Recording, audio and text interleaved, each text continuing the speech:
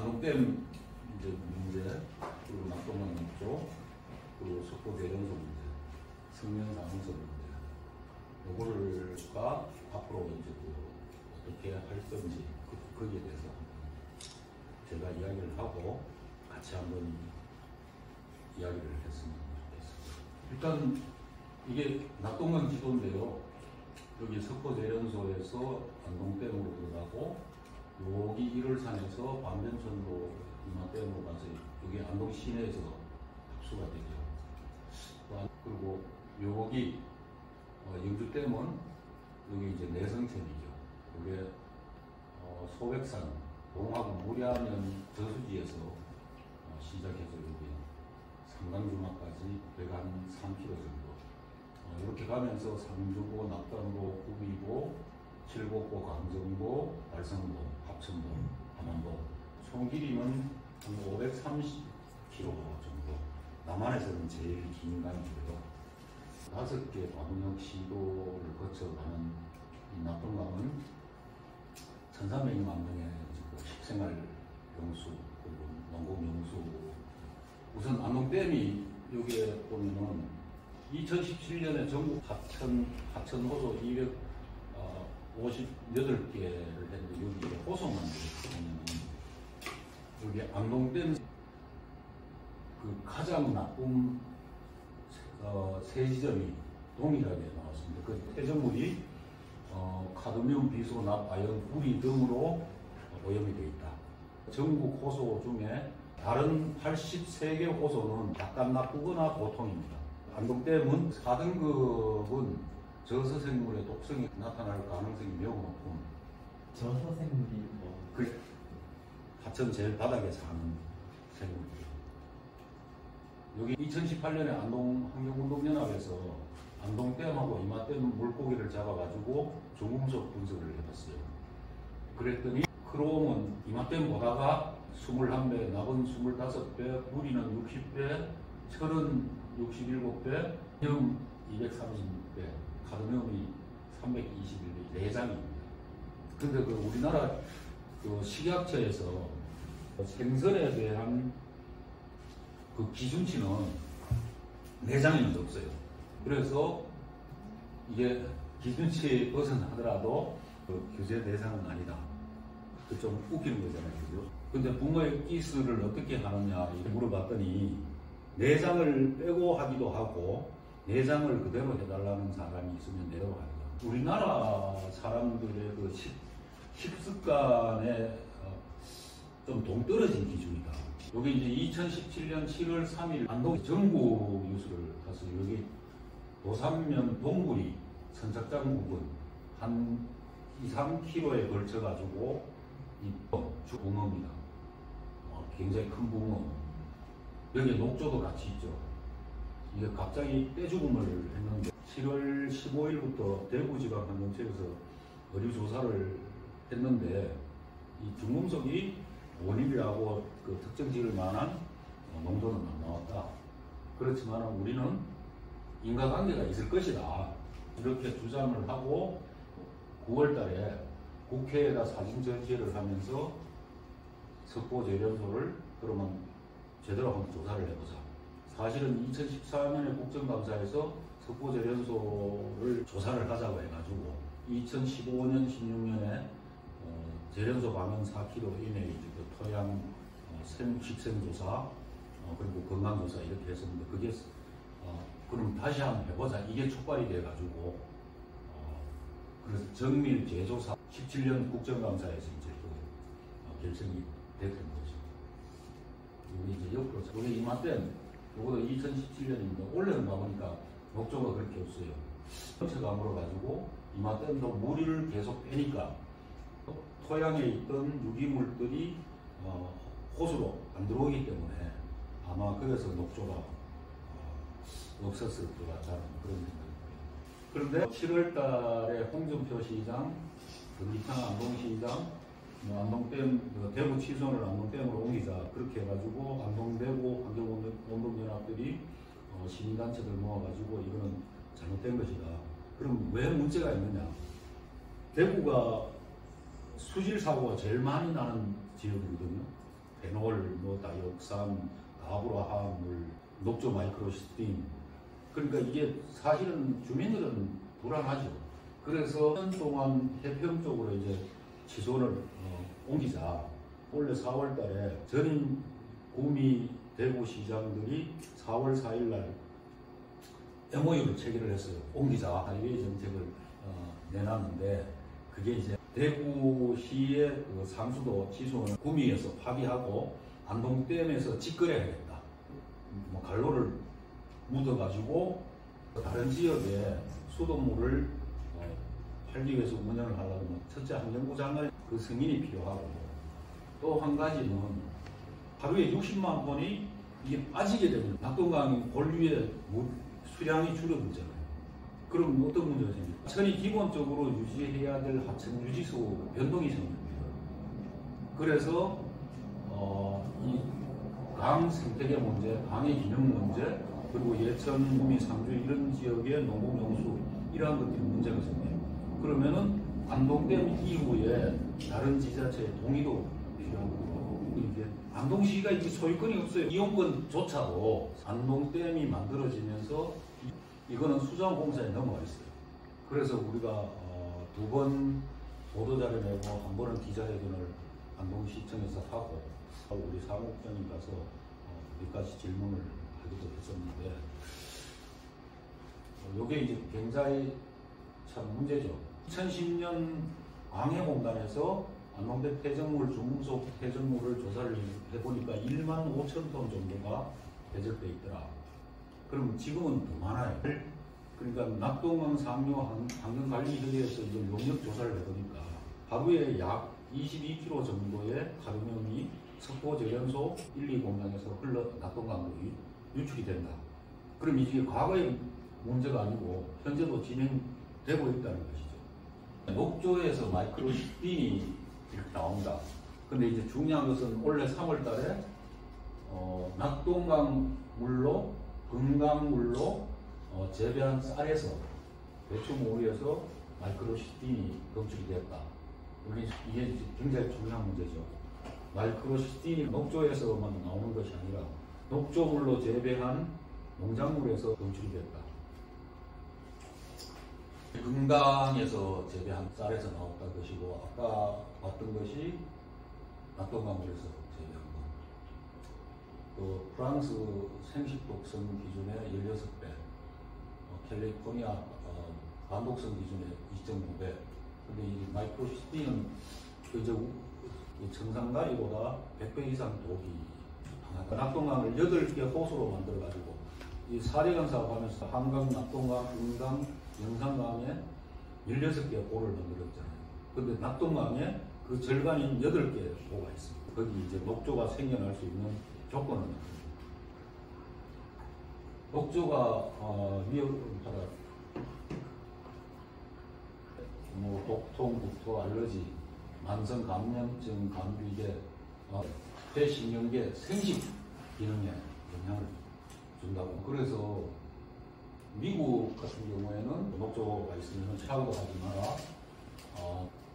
물가에서 개하고 놀지도 말고 수영도 하지 못하게 하고 보트 절대 물가에 가지 마라. 이게 그 녹조 에어로졸 형태로 돼가지고 호흡기로 들어오기 때문에. 근데 우리나라에는 기준이 없어요. 녹조가 있으니 가까이 가지 마시오. 우리나라는 없어요. 우리가 한 10년째 4대강 제자연화 처리 방안 마련해라, 수문 개방해라. 이 녹조물로 생산한 농산물에 이 독성이 나왔다는 거죠. 근데 어느 한 학교에 이게 친환경 농산물로 납품이 되고 있었어요. 그래서 경남하고 부산, 울산 그 교육청에서 이걸 전수조사하겠다. 낙동강 발원지를 태백황지연못이라고 해요. 그러니까 태백황지연에서 한 30km 하루에 석고제련소가 있고 1, 2, 3공장 이렇게 되고 여기 이제 70년에 설립을 했는데 일본 동방아연의 기술이 들어와 가지고 이 제련소를 만들었습니다. 이제 일반 동방아연은 60년대 이제 일본의 이따이 비용이 가장 많이 나온데 이제 영풍그룹이 그룹이 24개 계열사가 있는데요. 이제 영풍문고는 다들 들어서 아시잖아요. 그러니까 영풍그룹의 간판 기업은 영풍문고입니다. 주력 기업은 고려아연, 영풍제련소입니다. 연매출이 1조 4천억 가는 정도고, 그리고 그룹 전체는 재계서열 한 20에서 25위 사이. 제련소 노동자는 한 1,200명 정도가 있는데, 이 중에 이제 정규직은 한 400명, 나머지는 전부 외주. 석고 제련소 문제는 대기오염, 산림고사, 토양오염, 지하수 하천오염, 그리고 주민건강 문제. 직접 그 방류로 해서 나오는 것도 있고, 시간당 한 30mm 이상이 오면은 그 우수처리 기능을 못해요. 그게 오염수가 그대로 하천으로 흘러들어가고, 한 가지는 굴뚝 수증기에서 나오는 암산가스. 그러니까 암산가스가 날아가면 질소산화물 하고 하면은 그 산성비가 돼가지고 소나무의 잎거리에 붙으면은 소가 말라 죽고, 그거는 다시 비가 오면은 씻겨서 하천으로 흘러들죠.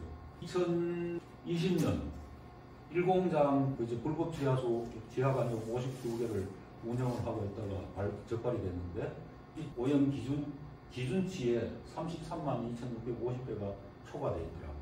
그리고 하천으로 흘러나온 그 하천 공유수를 분석을 해보니까 15만 4천 배가 초과되어 있다. 하루에 약 22kg의 가루염이 낙동강으로 유출되는 게 이제 이러한 과정을 통해서 그렇겠죠. 그리고 주민건강은 혈중 카드뮴 농도가 3.47배 정도. 이게 이제 5년 신임면 검사에서 분석 나왔어요. 근데 이게 석포 면민 전체를 무작위로 했고, 공장 주변 주민들만 하면은 이보다 훨씬 더 많이 나올 것이다. 이제 이게 가장 중요한 건데요. 2020년 말 최종 조사가 나왔어요. 제련소 하류에 있는 카드뮴이 누구 거냐, 안동댐에 퇴적되어 있는 카드뮴이 누구 거냐.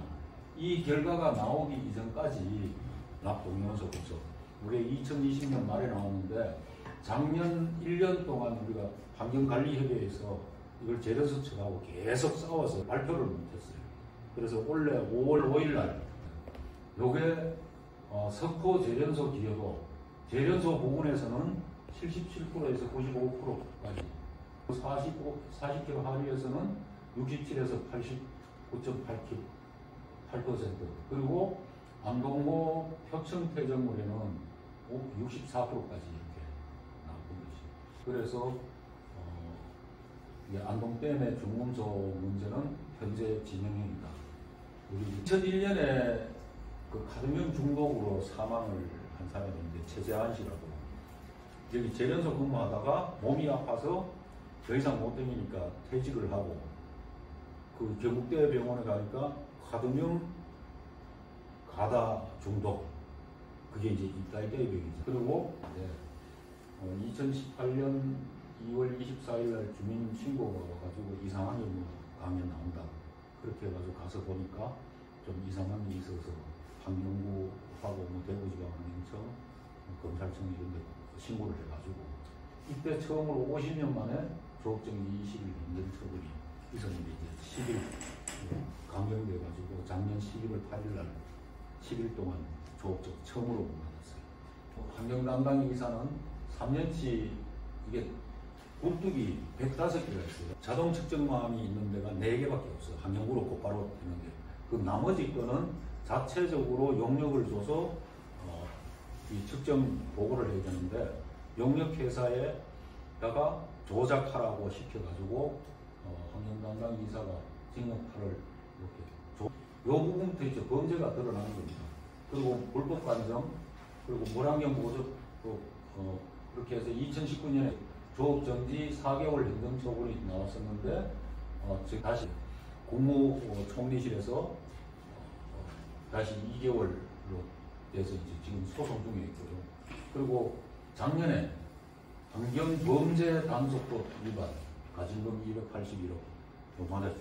이제 범죄 기업입니다. 그거를 가장 문제 해결을 하지 않고 낙동강의 문제를 해결할 수 없다. 그래서 저는 폐쇄하고 이전을 할 수 있으면 이전하고, 그리고 복구를 해야 된다. 그 중간에는 여기 주민 생계대책 문제를 하고 재련소 주변은 공장하고 주변은 이제 오염의 한계를 넘어섰기 때문에 폐쇄를 해야 된다. 그리고 또 한 가지 93년에 연화강산이 폐광이 되면서 원료 공급이 안 돼요. 그래서 원료 공급도 안 되기 때문에 더 이상 여기서는 있어서는 안 된다. 그리고 가장 중요한 것은 이게 이 낙동강 최상위에 입지적으로 맞지를 않잖아요. 그리고 또 한 가지 지금 기후 위기하고 석고재련소가 아주 깊은 연관이 있는데 상공장은 이거 1, 2 공장에서 아연을 재련하고 황산을 뽑아내고 난 이 찌끄레기를 가지고 이걸 슬러그라고 하는데 이 슬러그를 다시 태워가지고 금문 부산물을 뽑아내고 아연도 일부 뽑아내고 그리고 인듐이라는 그 히토르 종류 광물 이것도 뽑는 이게 아주 고부가 가치입니다. 근데 이게 상공장에서 이걸 태워가지고 하는데 석탄이 얼마나 드느냐. 하루에 500톤, 1년에 17만 톤 정도가 석탄이 들어가요. 지금 석고재련소는 상공장에다가 전기차 폐배터리 재생사업을 하려고 지금 추진 중에 있어요. 그래서 얼핏 보면은 전기차가 친환경 자동차니까 그걸 배터리를 재생하는 것도 친환경 사업이 아닐까 이렇게 생각하는데 아직 기술은 공개가 안 됐는데 건식으로 한다는 걸 봐서는 건식은 이거 불로 태워가지고 되거든요. 그 이제 리튬을 해소하는 그 작업을 해야 되는데 그럼 결국은 지금 하루에 500톤을 소비를 하던 석탄을 더 많이 소비를 해야 된다. 그럼 기후 위기 문제 정면으로 뉴질랜드 북부 채권에서 이거 블랙리스트에 올려놨어요. 투자하지 못하게 환경 오염을 심각하게 해서 그 세계적인 명성을 이렇게 돼 있어요. 영풍 석고재련소는 투자하지 마라. 여기 건너편에 보면은 길이 이렇게 있는데 실립광산이 있어요. 그리고 이쪽 산 너머에 보면은 광산자원이라는 또 광산이 있고 여기에서 나오는 성면이 들어가 있는 이 돌을 캐내서 잘게 가루로 분쇄를 해가지고 그 포항제철하고 광양 현대제철에 2011년까지 납품을 했어요. 근데 이거를 환경보건시민센터하고 환경운동연합이 여기에 잠입해가지고 시력 채취하고 포항제철 가서 시력 채취하고 현대제철 시력 채취를 해가지고 보니까 성면이 나왔어요. 그래가지고 이걸 이제 2011년 2월 달에 안동에서 포항에서 그리고 광양에서 기자회견을 하고 이게 성면이 있으니까 이거는 쓰면 안 된다. 그렇게 해서 포항제철은 7월 달부터인가 반입 중단을 하고 그리고 현대제철도 그해 말에 이제 반입 중단을 해서 대체제를 쓰고 있습니다. 그리고 하회마을 주차장에 자 이게 전부 다 자문석이거든요. 이거 2011년에 이걸 했는 거 지금은 다 얻어냈습니다. 여기가 2,6km 구간을 제방위를 포장을 하는데 밑에다가 이걸 깔고 포장을 했어요. 그래서 주민신고가 들어와가지고 이 광해공단하고 안동시에서 불러가지고 그때 MBC에서 같이 취재를 하고 나서 이걸 분석을 광해공단에서 성면이 검출되면은 이렇게 다 걷어냈어요. 이게 폐로도 가가지고 공기적으로 흡입을 하면은 이게 아주 그 눈에 안 보이는 바늘 같은 게 폐에 박혀가지고 죽어도 안 빠져나오죠. 그래서 성면이 세계보건기구에서 1급 발암물질 그러니까 성면이 폐 속으로 들어가면은 무조건 병을 유발합니다.